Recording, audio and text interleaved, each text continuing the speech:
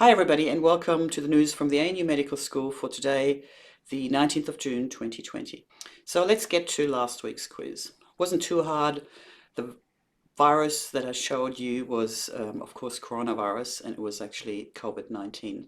So which group does this virus belong to? It belongs to the Coronaviridae and the subfamily of Orthocoronavirinae.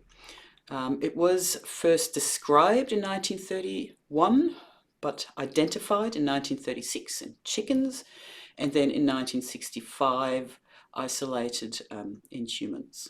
There are, of course, other coronaviruses that we know about. Most commonly known are SARS and MERS, of course, but there are other ones like the NL63 and the HKU1. The winners for this week, fastest finger, goes to Krista Hagen. Congratulations. And the most information and most in-depth response was sent to me by Bella McGovern again.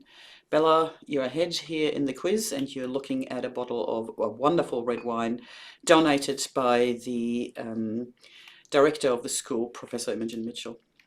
Keep it up, send in your answers. You just got to be quick, and you've got to be very, very accurate in your answers.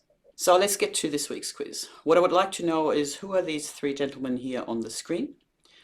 What do they all have in common? And when did they do whatever they did to have whatever they have in common? Send in your answers to the usual email, and I'll announce the winner next week. So as you know, all ANU employees are entitled to a pay increase according to the EBA this year and next year. There is a vote for all ANU employees that's open from now on until the 23rd of the 6th on whether this pay increase should happen or whether it should be delayed till after 2021. So those of you who are employees of ANU would have gotten an email with all your papers for the vote. Please do so before the 23rd of the 6th.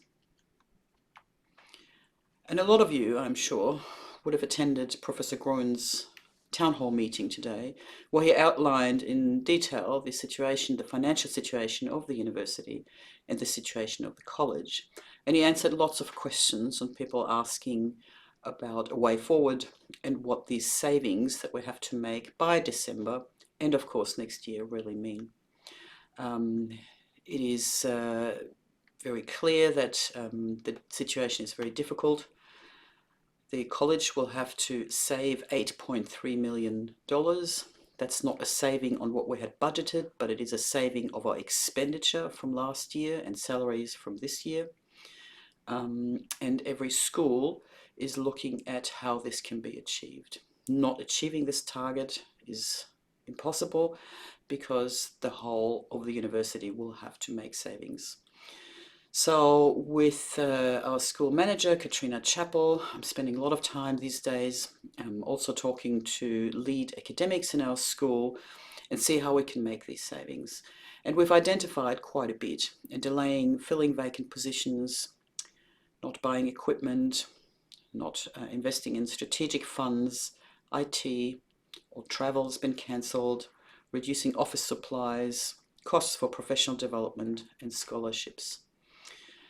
We're not quite there yet, and if you have any ideas on what we can do to delay expenditure this year until either next year or if possible 2022, please let me know.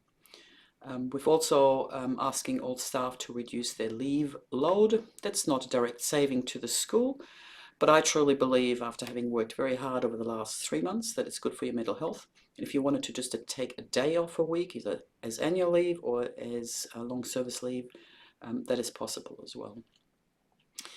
There will be no early retirement scheme offered, but what the university is offering is voluntary separation. There's no age limit to this. This is something that everybody's entitled to according to the enterprise agreement.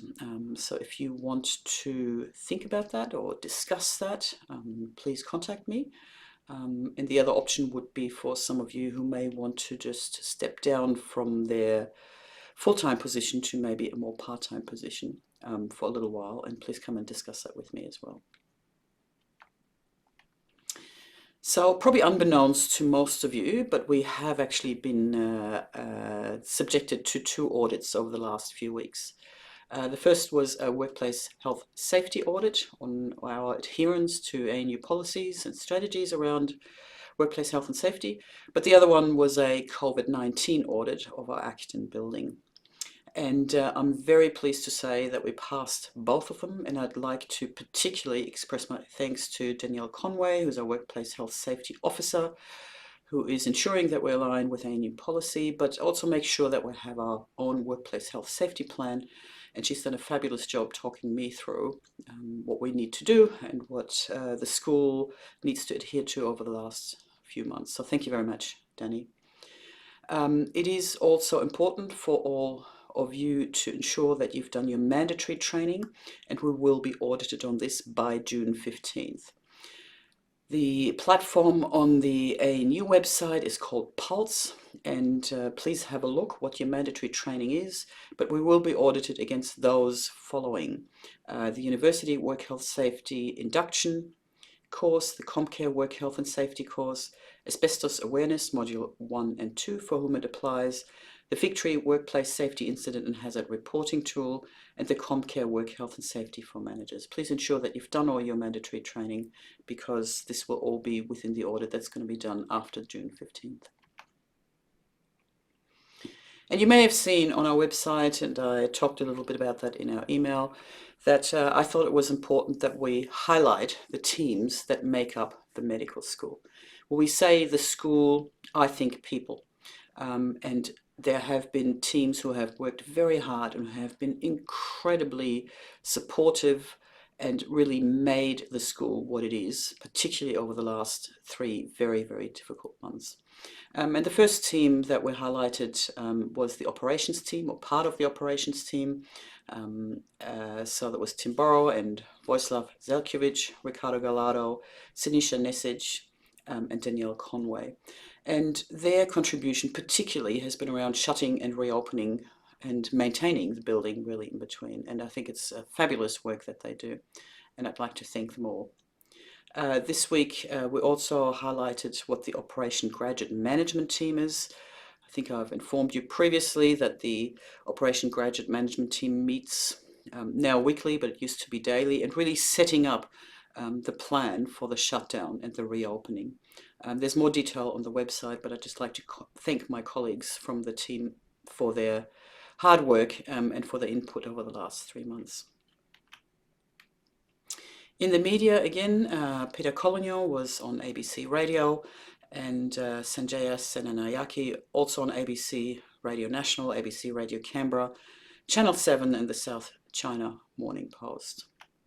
Next week, the ACT branch of the ACHSM will be running an event where Professor Imogen Mitchell, who's the director of the school, will be the invited guest before she returns to her role at the end of August. This is an event that will take place on the 23rd of June. It'll be 7:30 to 8:30 in the morning. It'll be free for ACHSM members. Non-members will have to pay $20. And Imogen will talk about the ACT COVID-19 response. Feel free to tune in and see what she has to say and what has been done with her help in the ACT over the last few months. So that's all from me for this week. Please continue to stay home if you're unwell, look after yourself, maintain social distancing, look after each other. Any tips, any ideas, any thoughts on improvement or things that we can do a little bit better, please let me know. Please enjoy the weekend, and I'll talk to you next week again. See you later.